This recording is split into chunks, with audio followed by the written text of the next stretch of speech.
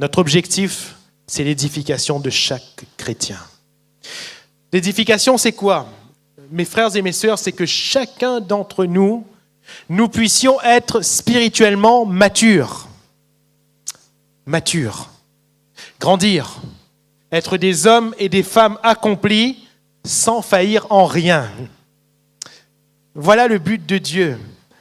Ce n'est pas que nous dépendions totalement d'une autre personne, non, mais qu'on dépende totalement de Dieu. Et dépendre totalement de Dieu amène une certaine maturité. Une certaine maturité. Oui, dans le cadre du corps qu'est l'Église, nous sommes dépendants les uns des autres. Mais ça, c'est sur le plan fonctionnel, spirituel et fonctionnel. Mais en tant qu'hommes et femmes de Dieu, nous sommes tous des hommes et des femmes de Dieu, nous devons être matures. Nous devons être des hommes et des femmes, non pas être des enfants encore au lait spirituel. Nous devons prendre notre vie spirituelle en main pour ne pas à chaque fois donc revenir à des bases qui devraient être acquises. Nous bénissons le Seigneur pour tous ceux qui servent. Nous bénissons le Seigneur pour tous ceux qui vont servir. Et si je dois faire une globalité des services, frères, sœurs, je dois vous remercier tous et vous féliciter, vous qui servez dans l'Église. Parce que ce que je constate, c'est que le service est efficace. Tout n'est pas parfait, mais croyez-moi, le service est grandement efficace à Saint-Louis et à l'Étang-Salé. À Saint-Louis, puisque nous sommes ici à Saint-Louis. Nous bénissons le Seigneur pour les frères du service d'ordre. C'est vrai que parfois, quand on est un peu pressé, qu'on cherche une place, c'est peut-être la première personne qu'on a envie de crier dessus. Mais ce sont quand même nos frères et nos sœurs. Nos frères plutôt, parce qu'il n'y a pas de sœurs pour l'instant. Nos frères, donc, merci pour votre service. Merci également pour votre sérieux. Il y a besoin d'aide au niveau du service d'ordre. Donc nous faisons un appel à tous ceux qui veulent, parmi les jeunes, tous ceux qui veulent aider dans ce service. Cela permettra un roulement et permettra donc à des personnes d'être à l'extérieur seulement pour un culte de temps en temps et de ne pas être tout le temps à l'extérieur. Concernant la Sainte Seine, nous bénissons le Seigneur pour les frères qui servent. Bien sûr, nous prions pour vous. Nous prions pour le sérieux de chaque service. Tous les services, donc on a besoin de rester sérieux. Il y a déjà du sérieux, on a besoin de rester sérieux. Et nous prions pour nos frères de la Sainte Seine. Nous bénissons le Seigneur pour chacun d'eux. Nous bénissons le Seigneur donc pour les frères qui effectuent le comptage donc de l'offrande, le versement des offrandes. Notre frère René Lamonge, son équipe, nous bénissons le Seigneur pour ses frères et nous prions pour vous. Au niveau de l'accueil, nous prions également pour vous et nous remercions chacun d'entre vous. C'est toujours agréable quand on est accueilli par le sourire. Alléluia. Et j'ai remarqué qu'à chaque fois qu'on arrive, nos frères et sœurs qui accueillent sont toujours souriants. Sont toujours souriants. Parfois, on accueille des gens fatigués. On a droit au sourire quand même. Alléluia. Béni soit le Seigneur pour les frères et les sœurs d'accueil. C'est la maison de Dieu et vous accueillez bien. Il manque aussi des serviteurs à ce niveau. Nous comptons et nous faisons appel sur les nouvelles vocations pour venir renforcer ce pôle. Nous bénissons le Seigneur pour les frères des travaux. Ce n'est pas facile. Tous les samedis, ils viennent et ils travaillent. Vous voyez que les murs sont en train d'être repeints, les murs intérieurs, et ça va se poursuivre. Les frères donc travaillent. C'est pas évident. Ils ont souvent des toilettes à déboucher. C'est pas évident donc pour les frères. Il y a souvent des choses cassées. On n'a pas prévu. Il faut y revenir. Et nous prions pour ces frères.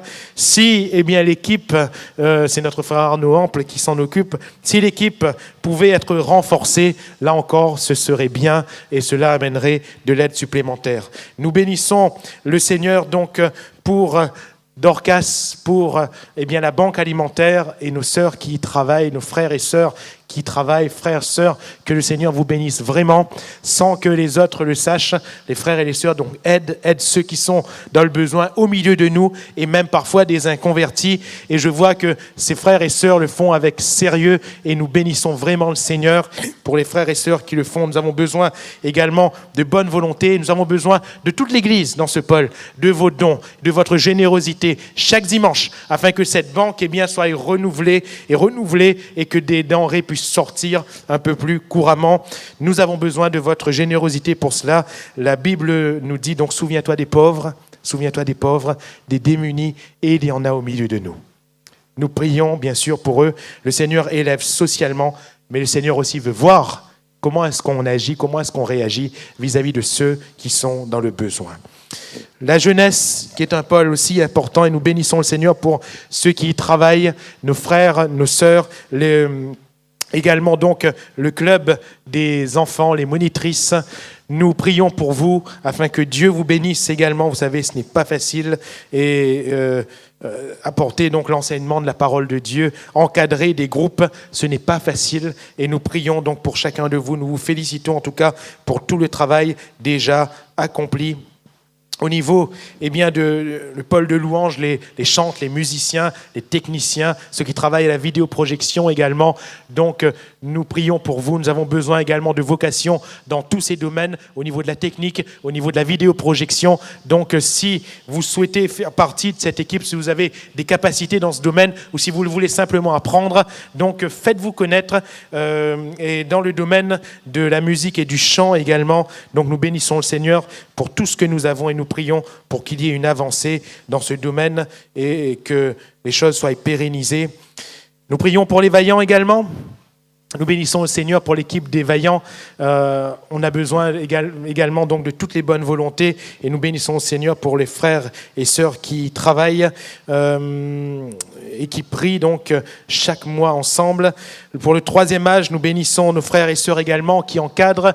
Le troisième âge est aussi un pôle important, parce que si la jeunesse, c'est la rosée de l'Église, comme nous dit le psalmiste, je crois que le troisième âge, c'est aussi donc la force, est aussi un moteur pour l'Église en ce qui concerne la prière, en ce qui concerne le jeûne. Nous voyons ces grands-mères, ces grands-pères qui sont toujours là, fidèles. Alléluia.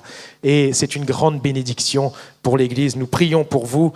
Au niveau donc de l'équipe des visites, on travaille bien sûr à une restructuration, à une remotivation générale, mais nous avons besoin également de frères et sœurs qui sont anciens dans l'Église et qui ont du temps à donner pour visiter les autres. Donc n'hésitez pas à vous faire connaître. Au niveau des cellules également, nous bénissons le Seigneur pour les cellules déjà présentes. Nous ne fermons pas les cellules. Vous qui dans votre quartier avez une cellule, honorez donc ces rassemblements, allez-y pour la bénédiction et la grâce de Dieu sur votre quartier. Comment votre quartier va-t-il être gagné si, vous chrétiens de ce quartier, vous ne vous réunissez pas pour prier ensemble? Quand nous nous réunissons en église, oui, c'est bon de prier. Mais nous sommes dans l'église. Vous voyez, c'est une grande église. À la fin, on va tous rentrer chez nous. On n'aura même pas croisé 10% de l'église. Pour certains, vous êtes là, vous ne connaissez même pas vos frères et sœurs. Vous ne les connaissez même pas. Certains sont là depuis 5-10 ans. Peut-être que tu ne connais même pas le nom du frère et de la sœur qui se trouve de l'autre côté de la salle. Et vous savez ce qu'il y a de pire que tout ça, c'est de ne pas connaître le frère et la sœur, ton frère et ta sœur qui habitent ton quartier. Il est dans ton quartier, mais tu ne le connais pas. Il habite peut-être plus bas, une maison un peu plus bas, dans la même rue que toi. Tu ne le connais même pas. Il n'y a aucune communion entre vous. Les cellules sont là pour ça, pour qu'il y ait une communion réelle et physique entre des frères et des sœurs d'un même quartier. Donc nous vous encourageons vraiment, si vous avez délaissé ou si vous n'êtes jamais allé à votre cellule de quartier, allez-y.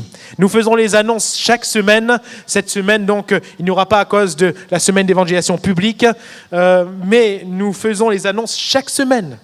Chaque semaine. Quand vous entendez, hop, c'est mon quartier, j'y vais. Et chez notre frère Abel, entre autres, il y a tous les jeudis soirs, à Bellevue, Donc si, vous voulez vivre pleinement votre foi, attachez-vous à cette cellule, vous verrez la grâce de Dieu sur votre quartier. On prie pour les âmes. On prie pour les âmes. On prie pour que les âmes soient sauvées. Certains prient pour leurs voisins, pour que leurs voisins soient sauvés. Vous qui avez des problèmes de voisinage, vous avez tout intérêt que votre voisin soit sauvé. Et très vite. Mais vous savez comment faire. C'est quoi l'activité la plus efficace? C'est la prière. Et si vous vous réunissez dans un même quartier pour prier, votre quartier va être touché, votre quartier va être sauvé et Dieu va amener sa paix. Alléluia. Soutenez ces cellules. Au niveau donc de la garderie, on a besoin également d'effectifs. On a besoin que des personnes prennent en charge également la nurserie. Vous avez vu que la nurserie a été refaite quelque peu. On va continuer encore. Mais on a besoin de frères et de sœurs qui s'attachent donc à cette nurserie et également à la garderie. Merci au Seigneur pour les sœurs qui s'en occupent déjà. Il y a déjà une belle équipe, gloire à Dieu, mais nous comptons également sur la grâce de Dieu pour que l'œuvre avance. Pardonnez-moi si j'ai oublié des domaines, mais personne n'est oublié devant Dieu en tout cas. Nous prions et nous comptons sur la grâce de Dieu pour que cette année 2018 soit bénie davantage. Que le Seigneur amène davantage de fruits au milieu de nous. Et que tous ces domaines combinés ensemble et la vision que j'aimerais laisser votre cœur, c'est ce que nous allons voir au travers de la parole de Dieu, vraiment succinctement. Nous allons partager un court instant la parole de Dieu. Je vous demande encore quelques petites minutes de patience. C'est une vision d'unité. Nous venons de décrire plusieurs départements. Mais vous savez ce qui est dommage, c'est que chaque département travaille indépendamment les uns des autres. Ça, c'est un grand dommage. C'est-à-dire que ceux qui s'occupent de la garderie ne pensent qu'à la garderie. Ceux qui s'occupent du nettoyage ne pensent qu'au nettoyage. Et béni soit le Seigneur, c'est vrai que je n'ai pas cité pour les frères et sœurs du nettoyage. Béni soit le Seigneur pour les frères et sœurs à la bibliothèque. Béni soit le Seigneur pour les frères et sœurs qui s'occupent des médias, parce qu'on en a au milieu de nous. Vous voyez parfois de ceux qui ont, vous voyez, là, il y a une caméra, là, il y a une caméra qui filme. Ce n'est pas pour rien, c'est pour que l'évangile sorte de nos murs et que l'évangile puisse pénétrer des maisons. Ce n'est pas pour rien. Donc béni soit le Seigneur pour tous ces corps de métier. Mais nous ne devons pas penser seulement à notre département, mais nous devons avoir la vision de l'Église. Alléluia. Et nous travaillons ensemble finalement. Ceux qui nettoient travaillent avec ceux qui jouent de la musique. Vous allez me dire, ce sont des activités complètement différentes. Mes frères, ce que ma main fait, mon pied ne le fait pas, oui ou non? Mais ils ont la vision du corps. Nous sommes dans un seul corps. Et nous devons impérativement garder cette vision de l'unité. Quel dommage si l'Église de l'Étang Salé et l'église de Saint-Louis travaillent chacun pour sa pomme, alors que nous sommes en réalité devant Dieu une seule église. Quel dommage si le sud de la Réunion travaille pour sa pomme et le nord pour sa pomme. Nous sommes une seule église. Et la vision que nous devons avoir, c'est une vision d'unité. Nous travaillons là où le Seigneur nous a placés. Alléluia. Ça s'appelle la localité.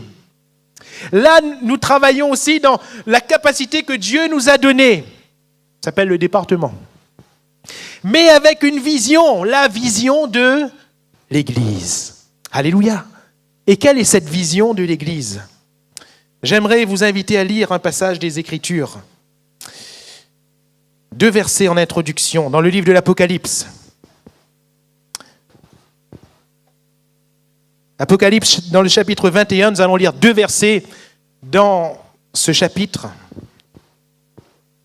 Et nous aurons l'occasion à la conclusion de ce culte de prier vraiment pour tous ces corps de service que je vais voir et revoir les uns après les autres. Mais quelle est la vision de l'Église?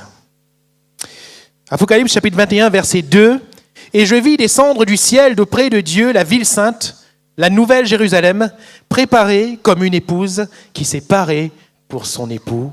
Amen. » L'épouse. L'épouse de Christ, c'est qui? C'est l'Église. C'est l'Église. Quand nous parlons de cette nouvelle Jérusalem, de la ville sainte, nous parlons de l'Église du Dieu vivant. Le deuxième verset, le verset 9, toujours de ce chapitre 21. Puis un des 7 anges qui tenait les 7 coupes remplies des 7 derniers fléaux vint, et il m'adressa la parole en disant, « Viens, je te montrerai l'épouse, la femme de l'agneau. » Je te montrerai l'épouse, la femme de l'agneau. L'épouse. Quelle est notre vision de l'Église ? Jean nous dit ici, dans le premier verset que nous avons lu, « Je vis descendre du ciel. Je vis la vision. » Mes frères, mes sœurs, notre vision est importante. Notre vision va conditionner notre direction. Selon ce qu'on va voir, on va se diriger. Si nous ne voyons plus, nous ne nous dirigeons plus. On laisse aller. On laisse aller. C'est pour cela que la parole de Dieu nous dit, faute de vision, et le peuple est sans frein. Le peuple est sans frein. Faute de vision, le peuple périt. C'est pour cela que l'ange dit de la part de Dieu, dans le deuxième verset que nous avons lu, « Viens, je te montrerai. » Alléluia.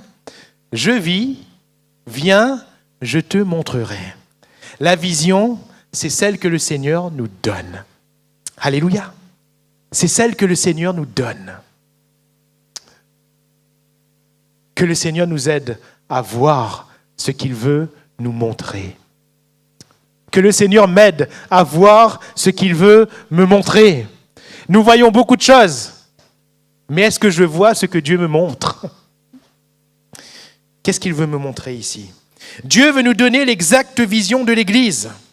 Nous sommes dans le livre de l'Apocalypse, dans le contexte de la fin, et j'aimerais dire de la fin de la fin. Nous sommes déjà dans la fin, vous êtes au courant ? Nous sommes déjà dans la fin, et le contexte que nous venons de lire, Apocalypse 21, c'est la fin de la fin. Quand tout a disparu, tout ce que nous voyons va disparaître. Et l'invisible sera vu. Ce qui a disparu, c'est ce qui passe. Ce qui est toujours, et c'est ce que nous lisons ici, c'est le Seigneur. Alléluia. Le Seigneur est l'Éternel, le Père, le Fils, le Saint-Esprit. Nous voyons dans ces 2 versets que ce qui est toujours, ce sont les anges, l'ange de l'Éternel. Et nous voyons ce qui reste, c'est l'Église. Ma vision de l'Église, c'est celle d'une Église éternelle. Alléluia. Donc, quand nous travaillons pour l'Église et dans l'Église, nous travaillons pour une éternité. Quand je donne à l'Église, je capitalise pour l'éternité. Quand je fais pour l'Église, je ne fais pas pour le temporel seulement. Je suis en train de faire pour ce qui est éternel. Parfois, dans le sacrifice, on dirait qu'on perd. Oh, je perds pour le temporel, oui, mais je gagne pour l'éternel. Je gagne pour l'éternité. L'Église est éternelle. Mon frère, ma sœur, quand nous donnons notre offrande, nous donnons pour l'éternité. Je donne à Dieu. Quand je fais dans l'Église, quand je donne de mon temps, je donne pour l'éternité. Capitaliser dans l'Église, c'est capitaliser dans une banque qui ne fait jamais faillite, mais qui ne fait que multiplier nos gains. Peu importe la terre, mon frère, ma sœur, peu importe la terre, ce qui compte c'est le ciel. Peu importe le temporel, ce qui compte c'est l'éternel. Et nous travaillons pour l'éternité. Église donc signifie, je le rappelle, Ecclésia, appelé hors d'eux. Pourquoi ? Parce que nous sommes hors du temporel. Nous sommes hors de ce que nous voyons. L'Église a une définition beaucoup plus grande que ce que l'on voit. Nous avons ici un bâtiment, gloire à Dieu. Mais ce bâtiment, il ne restera pas. Oui, nous travaillons pour le temporel, nous prenons soin du bâtiment. Pourquoi est-ce que nous prenons soin du bâtiment ? Parce que ce bâtiment nous abrite. Et ce bâtiment abrite qui ? Les âmes de ceux qui seront sauvés. L'Éternel. Alléluia. L'éternité. Les mentalités changent, les modes changent, les techniques évoluent. Mais l'Église ne change pas. L'Église est toujours la même. Nous ne devons pas composer sans l'Église, d'où l'importance de garder une bonne vision de celle-ci. Quelle est la bonne vision de l'Église ? Comment est-ce que je vois bien l'Église ? Je vois bien l'Église quand je vois Dieu au centre de l'Église. Alléluia. Oui, je vois des défauts peut-être, mais je vois avant tout Dieu au centre de l'Église. Et Dieu est plus grand que nos défauts. Apocalypse 22, 3, le trône de Dieu et de l'agneau sera dans la ville. Alléluia, dans la ville. Ses serviteurs le serviront et verront sa face. Dieu siège et règne dans l'Église, il en est le centre.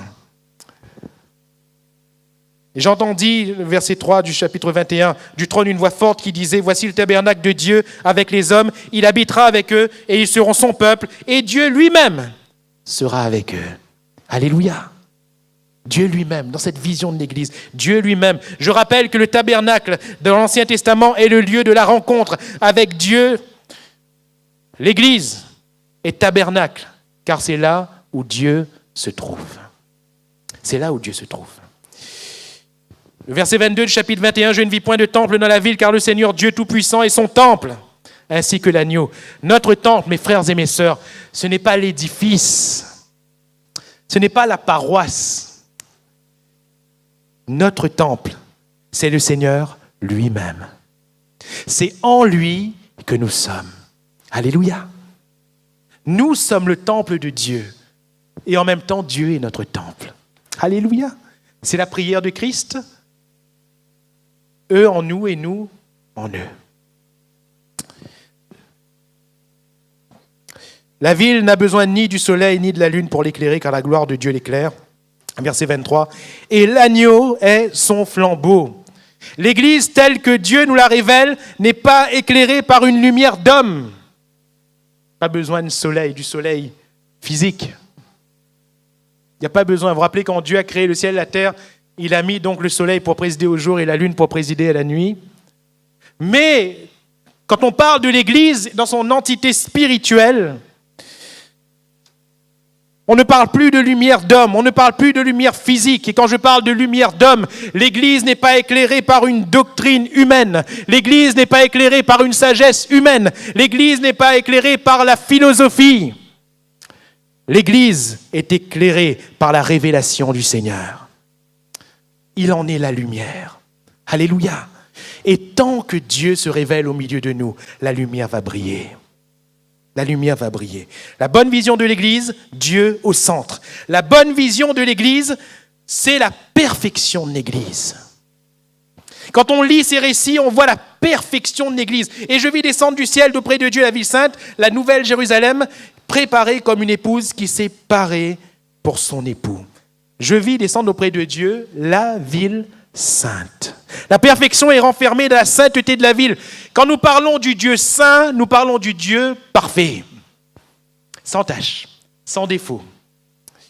Quand nous parlons de l'Église, nous parlons également de sainteté. L'épouse de Christ est parée, prête, c'est-à-dire parfaite. Est-ce que nous voulons voir l'Église parfaite? Éphésiens nous dit, Marie, aimez vos femmes, ça nous verrons cet après-midi, hein. Marie, aimez vos femmes comme Christ a aimé l'Église, s'est livré lui-même pour elle, afin de la sanctifier, c'est-à-dire rendre saint, par la parole, après l'avoir purifiée, rendre pure par le baptême d'eau, afin de la faire paraître devant lui, cette Église glorieuse, sans tache, ni ride, ni rien de semblable, mais sainte et irrépréhensible.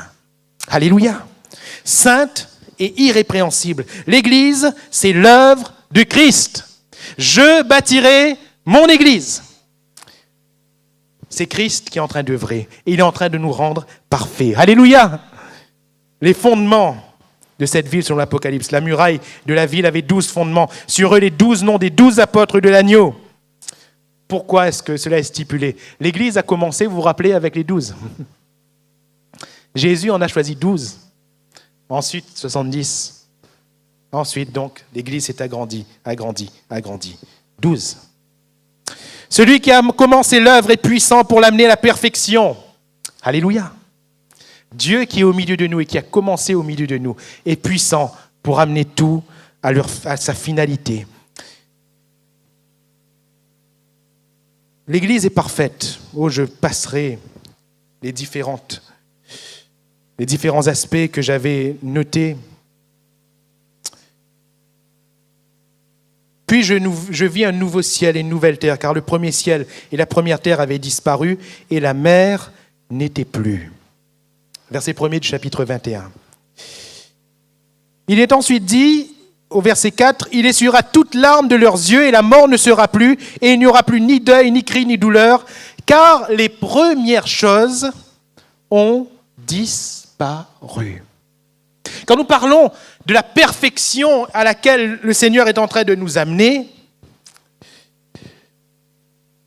le Seigneur dit que les premières choses ont disparu. Quand on voit le ciel, quand on voit l'Église dans le ciel, les premières choses ont disparu. Premier, en grec ici, c'est protos. Vous connaissez prototype, hein? Prototype.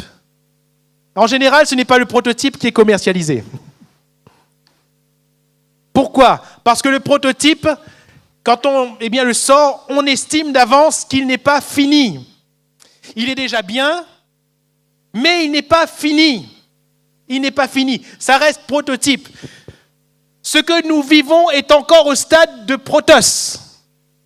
Ce sont encore les premières choses. Mes frères et mes sœurs, ne nous inquiétons pas. Si, nous relevons quelques défauts, quelques difficultés, si parfois de la manière dont on constate l'Église, cela va contre la conviction que le Seigneur laisse sur notre cœur, ne nous inquiétons pas, nous sommes dans le protos. Nous sommes encore au prototype. Si je puis m'exprimer, le produit fini, c'est là-haut. Alléluia. Mais est-ce que nous voulons avoir la vision du protos ou est-ce que nous voulons avoir la vision de la finalité ? Quand celui qui invente, l'ingénieur, quand il invente, quand il fabrique, il a la vision d'une finition parfaite. Donc il fabrique, et si ça ne va pas, il recommence, il rajoute, il enlève, il corrige. Pourquoi ? Pourquoi est-ce qu'il ne s'arrête pas en cours ? Parce qu'il a la vision de la perfection. Alléluia. Dieu a cette vision. Est-ce que nous voulons avoir cette vision ? Il ne faut pas chercher la perfection de l'Église dans ce que l'on voit d'elle ici-bas. Nous n'assistons qu'à sa progression vers la perfection. Alléluia. Semblable à une mariée dans sa préparation. Chers frères, quand vous vous êtes mariés, quand votre épouse s'est approchée de vous devant le maire, vous avez vu le produit fini. Pardonnez-moi, je mets entre guillemets. Chères épouses, quand vous avez vu votre mari en beau costume, vous avez vu le produit fini. Mais avant, il y a eu une préparation, vous comprenez ? Il y a eu une préparation. L'épouse était là et je suis sûr que pour beaucoup, le jour du mariage a été un jour magnifique parce que pour une fois, vous vous êtes assis et ce sont les autres qui se sont occupés de vous. Et la robe a été passée et le maquillage a été mis et la coiffure a été faite au fur et à mesure. Au fur et à mesure.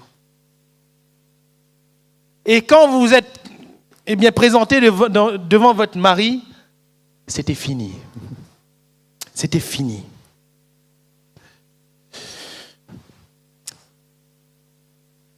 Est-ce que vous auriez voulu que votre mari assiste à la préparation ? Regarde, au moment où vous n'avez pas encore passé la robe, où vous êtes encore en vêtements de maison. Te marier comme ça ? Non, tu ne vas pas te marier comme ça. Tu vas te marier avec la robe du mariage que tu as payée très très cher. Le mari, pareil. Au début de la journée, il est en t-shirt et short peut-être, hein ? Mais il ne va pas se marier comme ça. Il se marie dans son beau costume. Si, tout d'un coup, quelqu'un le croisait en cours de journée et le voyait donc en t-shirt et en short, on sait très bien qu'il ne va pas se marier comme ça, oui ou non ? On sait très bien qu'à un moment donné ou à un autre, on s'attend à ce qu'à un moment donné ou à un autre, il ait le beau costume. C'est normal. Et quand on arrive devant le maire, quand on arrive devant le pasteur, je ne sais pas, c'est le produit, pardonnez-moi, je mets vraiment entre guillemets, fini.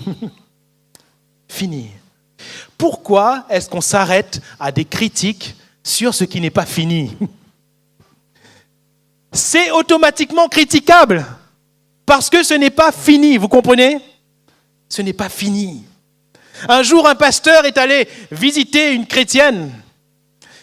Et quand il s'est assis, la chrétienne en question, qui était déjà assez âgée, a commencé, frère, dans l'église, ça fait pas bon, oui. Le pasteur a dit quoi? Commencez, elle là, elle a commencé. Ça n'est pas normal, ça, pasteur, ça n'est pas normal, ça, frère. Vous n'êtes pas comme ça, vous, hein? Non, pas du tout.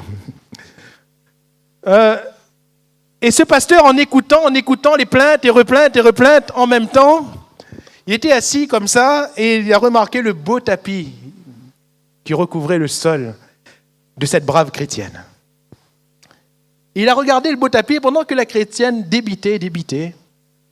Il a pris le tapis, il a commencé à prendre. Il était beau le tapis et il a retourné. Et quand il a retourné ce tapis, il a vu par-dessous toutes les coutures, c'était pas joli. C'était pas joli. Il a retourné, il a regardé, c'était pas joli. Et la sœur a remarqué que ce pasteur portait attention à l'envers du tapis. Alors elle s'est arrêtée de parler, elle le regardait, elle a dit « Pasteur, non, il ne faut pas garder comme ça, il faut garder comme ça. » Et le pasteur, il a dit « Non, mais je veux voir les coutures. »« Non, frère, garde pas les comme ça, gardez-les comme ça. Gardez-les comme ça. » Et la sœur, elle a insisté encore. « Frère, il ne faut pas regarder le mauvais côté. Il faut regarder le bon côté. » Le pasteur fait « Ah !» Vous avez vous-même bien parlé, sœur. Maintenant, faites une chose. Appliquez. Appliquez. Combien s'arrête sur ce qui n'est pas fini? On doit voir ce que Dieu voit. Et croyez-moi, si Dieu prend patience envers nous, c'est parce que sa vision à lui est déjà au bout. Alléluia. Sa vision à lui est déjà au bout. Est-ce que tu vois l'Église parfaite? Parce qu'elle l'est de toute façon. Alléluia. Et enfin, en conclusion, quand nous voyons l'Église, nous voyons l'œuvre de l'Église, qui est en fait l'œuvre de Dieu à travers elle. L'œuvre de l'Église est orientée vers le monde. J'aimerais vous citer quelques points. L'Église est la lumière des nations. La ville n'a besoin ni de soleil, ni de la lune pour l'éclairer, car la gloire de Dieu l'éclaire, et l'agneau est son flambeau. Les nations marcheront à sa lumière. Alléluia. Les nations marcheront à sa lumière, à la lumière de cette ville. Pourquoi? Parce qu'il y a Dieu qui éclaire. L'Église, c'est l'ampoule. Nous savons que ce n'est pas l'ampoule la lumière. La lumière est à l'intérieur. L'ampoule, elle fait paraître ou pas la lumière. Mais la lumière est à l'intérieur. Vous voyez les belles lampes, les néons qui sont allumés? La lumière, c'est pas ça en fait, en réalité. C'est pas ça. Ces néons ne font que renvoyer la lumière. La lumière, en réalité, elle est invisible. L'électricité est invisible. On ne voit pas. Le visible, c'est la lumière. Vous comprenez que l'Église, c'est l'ampoule qui doit faire paraître le Seigneur. Alléluia. La lumière des nations. L'Église, c'est la vie des nations. Il me montra un fleuve d'eau de la vie, limpide comme du cristal, qui sortait du trône de Dieu et de l'agneau. Et remarquez que le trône de Dieu est au centre de la ville. Il y avait un arbre de vie produisant 12 fois des fruits, rendant son fruit chaque mois, et dont les feuilles servaient à la guérison des nations. Alléluia, à la guérison des nations.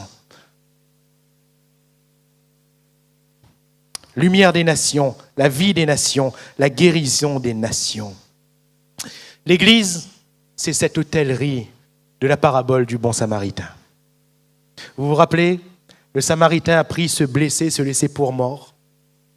Et c'est vraiment le type de Christ qui nous a pris par terre alors que nous étions morts, qui nous a soignés par le vin et par l'huile, qui nous a mis sur sa monture Et qui nous a amenés où? Pas au ciel tout de suite, à l'hôtellerie. Et la mission de l'hôtelier, c'était quoi? De prendre soin du blessé. Encore, jusqu'à ce que le Samaritain revienne, parce qu'il a dit qu'il allait revenir. Jésus va revenir. Alléluia. En attendant, il a mis sur sa monture des blessés qu'il amène au milieu de nous. Des blessés qui viennent des nations. Des gens qui sont sur le bord de la mort et qui viennent au milieu de nous. Et qu'est-ce qu'il nous dit, le Seigneur? Prends soin d'eux. Alléluia. Je te paye, prends soin d'eux. Et s'il manque quelque chose, je te le donnerai à mon retour. Est-ce qu'il manque quelque chose dans ce que Dieu nous donne? Non. Mais quand le Seigneur va revenir, il nous récompensera. Alléluia.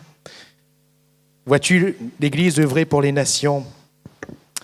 Dieu le permettra de toute façon. Et vous savez, si dans cette vision de l'œuvre, nous n'œuvrons pas nous-mêmes, Dieu a donné à chacun quelque chose, une part dans le corps. Mais si dans cette vision, nous n'œuvrons pas nous-mêmes, Dieu donnera notre part à un autre.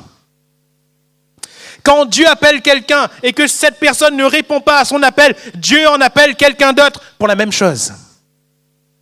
Donc Dieu va œuvrer de toute façon. Son œuvre aboutira de toute façon. Est-ce que nous voulons œuvrer dans le champ de Dieu? Nous sommes ouvriers avec Dieu. Vous êtes le champ de Dieu. Alléluia.